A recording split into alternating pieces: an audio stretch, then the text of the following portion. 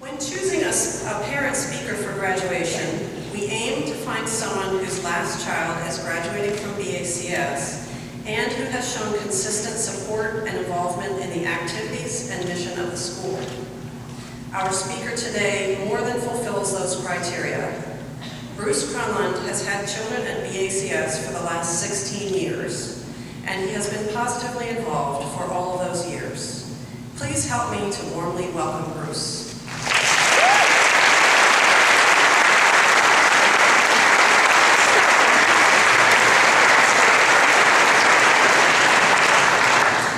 Good morning, friends, family, Bryn Athyn Church School, class of 2014. Ms. Cronlund, Dr. Richard, Rev. from Schnarr.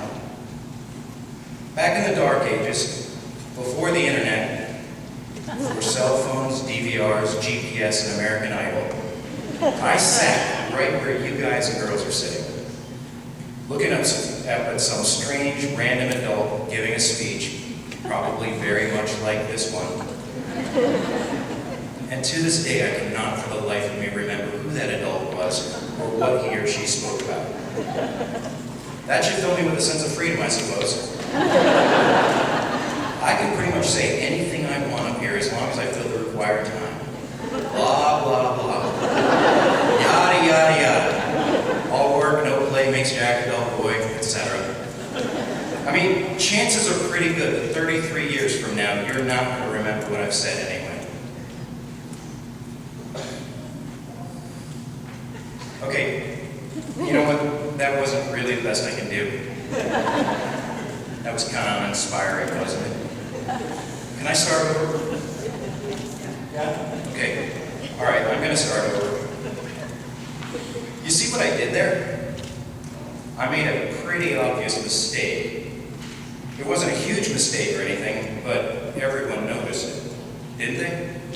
They couldn't help it. Everyone is staring at me. I'm the center of attention, and I blew it. There's something I'd like to point out, though. I'm still standing, still breathing, still sweating.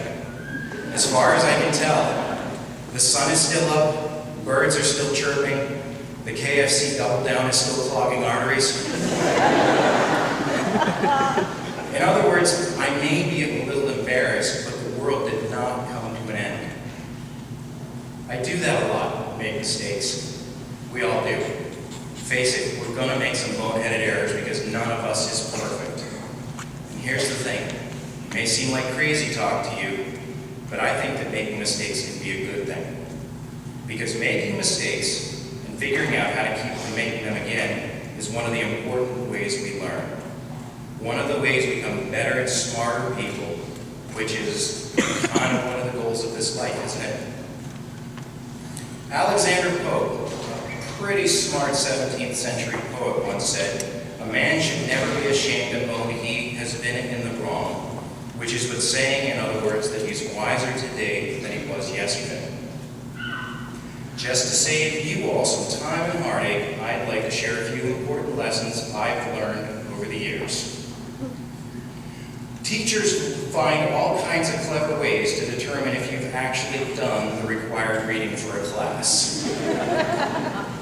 If you get a 28 on one pop quiz, you can still get an A. Around any given blind corner, there could very well be a car coming. Falling off a bicycle at 45 miles an hour because you encountered a car on a blind corner hurts a lot. Before playing a game of toss the baby in the air, look up. A wood-bladed ceiling fan will fare much worse than a baby if you don't look up when playing a game of toss the baby in the air. Don't get me wrong here. I'm not suggesting that you should go out of your way to deliberately make mistakes all the time for no good reason. But when you do make the occasional error, and trust me, you will, how you respond is much more important than the error itself. That's what you learn from, and that's what people will remember about you going forward. You need to be willing to make mistakes. If you're so afraid of making mistakes that you never try anything new or never commit yourself to something worthwhile fully, you won't grow as much as you should. won't give yourself the opportunity to be the best possible you that you can be. And that's all that we, your parents, your teachers, your friends, want for you. There's another side to this, by the way. I've already talked about the fact that making mistakes doesn't bring the world to an end, but it can be incredibly embarrassing. And being embarrassed is no fun at all. I know that whenever I'm embarrassed, which actually happens a lot because I'm still learning, I just want to run away and hide. And what I've learned from making mistakes and being embarrassed over the years is that there's a value in not judging or being judged, of accepting people who simply made a mistake. And that can be hard. Sometimes it may seem as though someone's apparently mean-spirited actions were deliberate, intentional, and aimed right at you. A lot of the time, they weren't. Quite often, those actions are unintended blunders instead. For example, on my way here this morning, when it was my turn to go across the bridge by the post office, another car coming from the other side took my turn. Jumped right in front of me. How does one respond to that?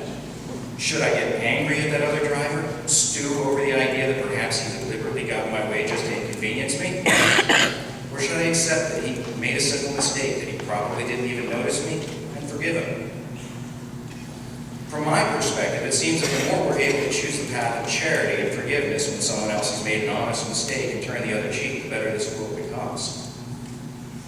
So, the next time you're in school and one of your classmates pronounces a word wrong, or gets the answer wrong on a math problem, or trips and falls and spills his drink all over himself, try to think about his embarrassment and how you would feel if you were in his shoes. Try to make it okay that he made a simple mistake. Make it okay for everyone around you to make mistakes and learn from them. The fact is, without mistakes, the world would not have penicillin, safety glass, vulcanized rubber, or cornflakes. Who knows what grand advancements to society are lurking within each and every one of you, if only you're willing and able to take chances, make mistakes, and learn from them. Thank you.